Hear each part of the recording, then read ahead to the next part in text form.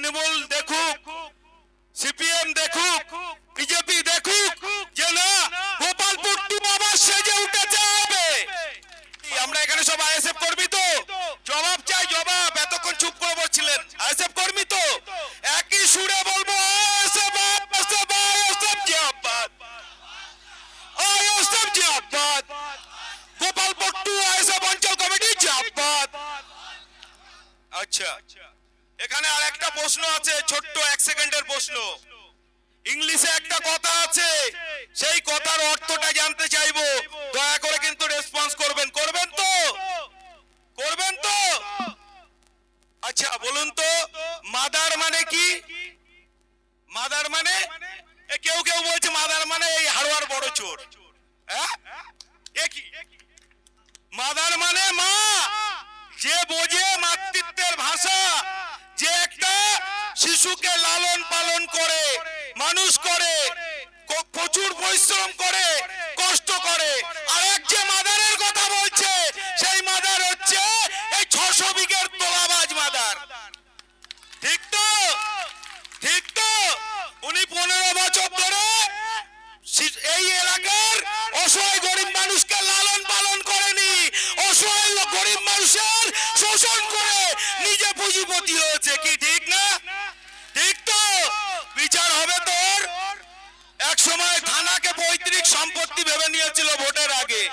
আমার আর আমার পাশে বসে থাকা অবজারভার পিয়ারুল ইসলাম দাকে একটা প্রশাসনিক বইটাকে যেভাবে হ্যাকেল করেছিল, ওকে জবাব দিয়েছিলাম যে সময় আমাদেরও আসবে। আর এসছে আজকে সেই পিয়ারুল ইসলাম তার বুকের উপরে মিটিং করছে, আর সেই চোটটাকে দেখো এলাকা ছাড়া হয়ে গেছে। অতএব আমরা কাউকে ছাড়বো না।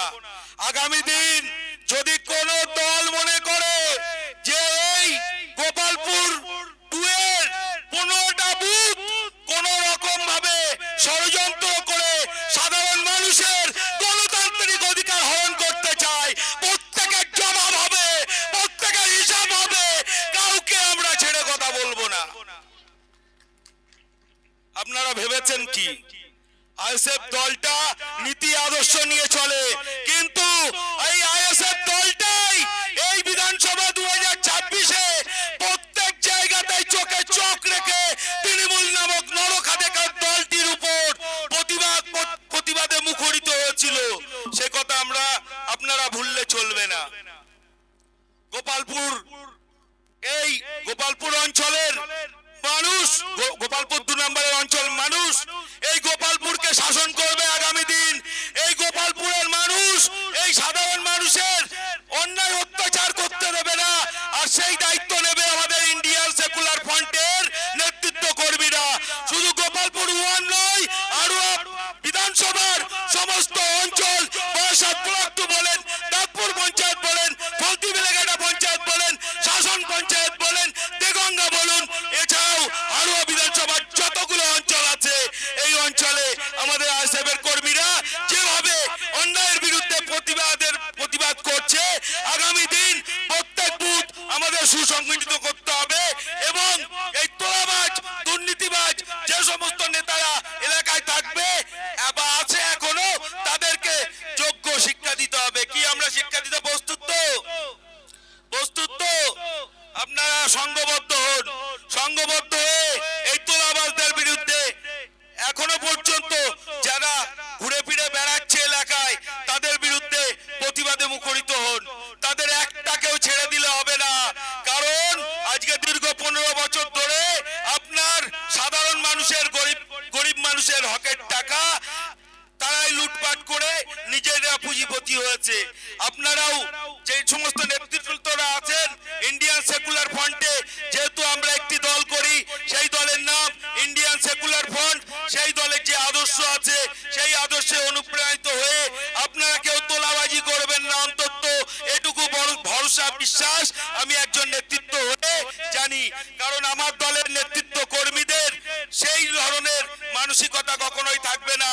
আমরা সর্বদাই চেষ্টা করব প্রতিটি বুথে যে সমস্ত এতদিন 15 বছর ধরে হয়ে যাওয়া যে সমস্ত কর্মকাণ্ডগুলো, সেইগুলোর হিসাব আমরা নেব এবং সাধারণ মানুষের যদি ঘরের টাকা কাটমানি নেয়, সাধারণ মানুষকে যদি কোনোভাবে ফাইন করে থাকে, তাহলে সেই সমস্ত টাকা সেই সমস্ত মানুষের হাতে ফিরিয়ে দেব। কি তাই করব তো, নাকি আমরা ওদের মতো কাটমানি করতে তৈরি হব? হব না তো।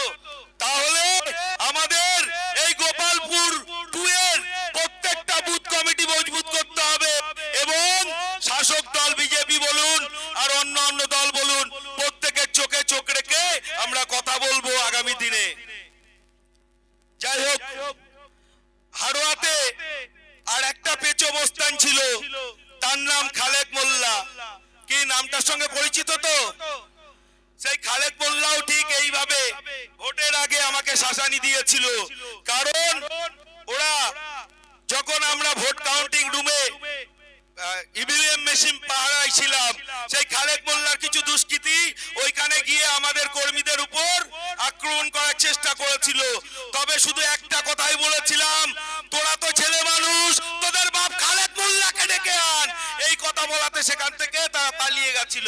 পরে আমার একটা ছবি নিয়ে খালেক মোল্লা প্রত্যেক অঞ্চলে অঞ্চলে দেখিয়ে বলেছিল, এই ছেলেটাকে, একে লাগবে 4 তারিখে ভোটের কাউন্টিং এর পরে একে দেখে নেব। আজকে সেই খালেক মোল্লা টোটাল হাড়োয়া ছেলে পালিয়েছে, আর তার হাড়োয়াতে এসে আমি শামীম বক্তব্য দিচ্ছি। এটাই আমাদের ইন্ডিয়ান সেকুলার ফ্রন্ট। আমরা কোনো কাউকে ভয় পাই না। আগামী দিন আবারও যদি কোনো নেতা এই ধরনের কর্মকাণ্ড করে, তাকেও আমরা ছেড়ে কথা বলবো না। আর একটা কথা, এই গোপালপুর 2 মানুষকে আরেকটা জিনিস সতর্ক করে যায়। আপনারা দেখছেন তো, বিজেপির একজন পেছো নেতা এই গোপালপুর 1-এই আছে, তার নাম রাজেন্দ্র সাহা সমু। চেনেন তো? এই কেউ কেউ বলছে তোলাবাজ, তো ও একটা সত্যি তোলাবাজ, সেটা আমাদের বলতে হবে না, ওর দলের কর্মী নেতৃত্বরাও বলছে ওই তোলাবাজ থেকেও সাবধান থাকবেন, যেন আপনাদের হক ওই তোলাবাজে সেখান থেকে না নিয়ে চলে যায়। ঠিক তো? রাখবেন তো, আগলে পারবেন তো? আপনারা না পারলে তাহলে আবারও 15 বছর এই ধরনের অপকর্ম হবে আর আপনাদেরকে চুপচাপ বসে দেখতে হবে। আমরা চাই সাধারণ মানুষের, খেটে খাওয়া মজদুর মানুষের যেন হক, এই ভেড়ির যারা প্রাপ্য টাকা সেই সাধারণ মানুষের মধ্যে বন্টন হোক। এটাই আমাদের দলের শিক্ষা, এটাই আমাদের দলের আদর্শ। আমরা এই গোপালপুর 2-তে আজকে যে পথসভাটা করছি, আপনাদেরকে উপর একটা দায়িত্ব দিয়ে গেলাম।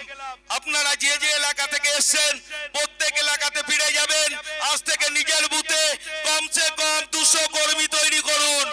একদিন 2 দিন করে 10টা কর্মী যদি আপনারা একটা বুথে থেকে থাকেন, তাহলে ওই 10টা কর্মীর দায়িত্ব থাকবে আরো 10টা পরিবারকে আইএসএফ দলের মধ্যে নিয়ে আসা। আর এই দলের যে কাজকর্মগুলো আমরা কি করে থাকি বা কেন দল করবে, সেই বিষয়গুলো বোঝানোর ফলে একটি সময় দেখবেন এই ভবানীপুর 2-তে আর কোনো দুর্নীতিবাজ খুঁজে পাবেন না। কারণ বিন্দু বিন্দু জলেই সিন্ধু তৈরি হয়, মাথায় রাখবেন। তাই আপনারা আজকে যে সমস্ত বুথে কমজোর, সেইখানে নজর দিন এবং সেই বুথ কমিটি অ্যাক্টিভ করুন। আর এমন মানুষদেরকে সামনে নিয়ে আসুন যারা নির্ভীক, যারা চোখে চোখ রেখে কথা বলতে পারে, যারা অন্যায়ের বিরুদ্ধে প্রতিবাদ করতে পারে, যারা কখনোই বিক্রি হওয়ার নয়, সেই সমস্ত মানুষকে নেতৃত্বের আসনে নিয়ে আসবেন এবং এই ভবানীপুর 2টাকে আগামী দিন একটা অন্য রূপায়ণ করবেন, অন্য ধরনের রূপ দেবেন। এটুকু ভরসা রাখতে পারি তো আপনাদের থেকে? রাখতে পারি তো? আমরা বসে থাকবো না। আমরা আগামী দিন এই ভবানীপুর শুধু নয়, এই হাড়োয়া বিধানসভা শুধু নয়, এই ভাঙড় বিধানসভা শুধু নয়, প্রতিটা ওয়েস্ট বেঙ্গলের প্রত্যেকটা বিধানসভাতে আমাদের আইএসএফ এর ফ্ল্যাগ উঠবে, সেই লক্ষ্যে আমরা এগিয়ে যাচ্ছি। তাই আমরা থেমে থাকবো না। প্রধান বিরোধী দল হিসাবে এই আইএসএফ কে আমাদেরকে প্রতিষ্ঠিত করতে হবে। এই অঙ্গীকারবদ্ধ হয়ে আমরা বুথ স্তরে গিয়ে এখন থেকে প্রস্তুতি নেব। কি নেব তো? আমার দাদা বলছিলেন একটু আগে যে দল একবার এই রাজ্য থেকে বিতাড়িত হয়ে আছে, ইতিহাস সাক্ষী আছে, সেই দল আর ফিরে আসেনি। কি এসেছে? কেউ বলতে পারবেন এসেছে? অতএব এখন যে দলটি এসছে তার নাম হচ্ছে বিজেপি।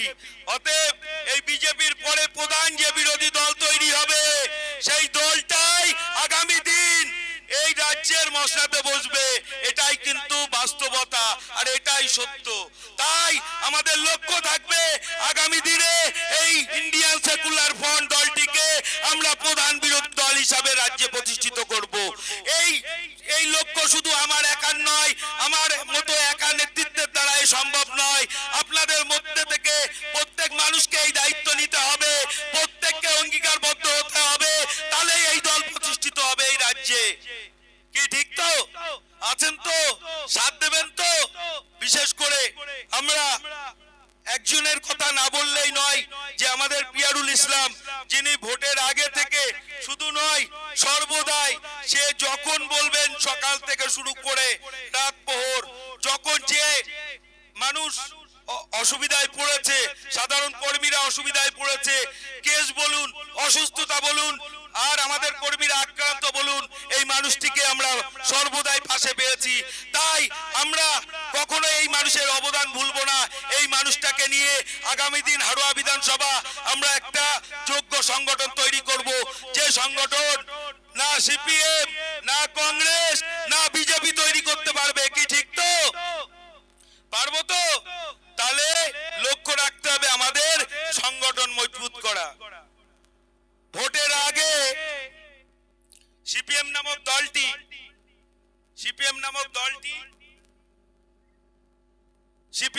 দলটির কিছু কর্মী ও নেতৃত্বদেরকে যখন আমরা ডাকতাম যে আপনারা আসেন, আমাদেরকে একটু সাথ দেন, চলুন কাঁধে কাঁধ মিলিয়ে একটু ফ্ল্যাগ গুলো মেরে দিই, তখন সিপিএম এর নেতৃত্বদেরকে খুঁজে পাওয়া যেত না। যখন এজেন্ট দেওয়ার জন্য আমরা বিভিন্ন জায়গায় দাবি করেছিলাম কিছু নেতৃত্বকে যে আপনারা আসুন, এসে এজেন্ট দিন, তখনও খুঁজে পাওয়া যায়নি। চলুন কাউন্টিং রুমে, সেখানেও খুঁজে পাওয়া যায়নি। কিন্তু বর্তমানে সিপিএম কে দেখছি একটু বেশি লাল লাল ভাব, কারণ সময় ভালো এসেছে। তবে এটুকু মাথায় রাখবেন, এই আইএসএফ এর জন্যই আপনার লাল ঝান্ডাটা উঠেছে, এই আইএসএফ এর জন্যই আপনার লাল ঝান্ডাটা বেঁধা ছিল। অতএব এই আইএসএফ এর উপরে যাওয়ার চেষ্টা করবেন না। যদি সাথে চলেন হাত ধরে নিয়ে যাব, আর যদি মনে করেন লাফালাফি করবেন, আবার যেখানে ছিলেন সেখানেই পাঠিয়ে দেব। আমরা সত্যের পথে চলবো, অন্যায়কে প্রশ্রয় দেব না। তাই আমাদের যারা আইএসএফ এর নেতৃত্ব কর্মীরা আছেন তাদেরকে বলবো সাধারণ মানুষের পাশে থেকে কাজ করবেন, সাধারণ মানুষের সুবিধা অসুবিধায় ঝাঁপিয়ে পড়বেন। আর কোন তোলাবাজ যদি এসে তোলাবাজি করতে চায়, তার পিঠের চামড়া বাদামি করে একদম থানাতে জমা করে দেবেন, কোনো গল্প হবে না। ধন্যবাদ। এখানে আরো বক্তারা আছেন, সকলকে বলবো মা বোনেরা আরো জাগ্রত হতে হবে। কোন তোলাবাজের আর এই ভবানীপুরে জায়গা দিলে হবে না। অতএব আপনারা শক্ত হন, মজবুত হন। আর প্রশাসনের ক্ষেত্রে বলবো যে প্রশাসনকে এই তৃণমূলের হারমাতরা নিজের পৈতৃক বাসস্থান ভেবেছিল, আর কোন হারমাতকে ওই রকম ভাবে পৈতৃক বাসস্থান বানাবেন না। তার জলজান্ত সাক্ষী আছি আমরা। যদি করেন তাহলে প্রশাসনের সেই যে মর্যাদা সেটাও হরণ হবে। তাই আপনাদেরকে বলবো নিরপেক্ষ থাকুন, সঠিক বিচার করুন, সাধারণ মানুষের যে সার্ভিস সেই সার্ভিস প্রোভাইড করবেন, কারোর দাসত্ব করবেন না, কারোর দালাল হবেন না। ধন্যবাদ সকলকে। এক সুরে বলি আইএসএফ আইএসএফ আইএসএফ জিন্দাবাদ, নওশাদ ভাইজান জিন্দাবাদ, পিয়ারুল ইসলাম জিন্দাবাদ।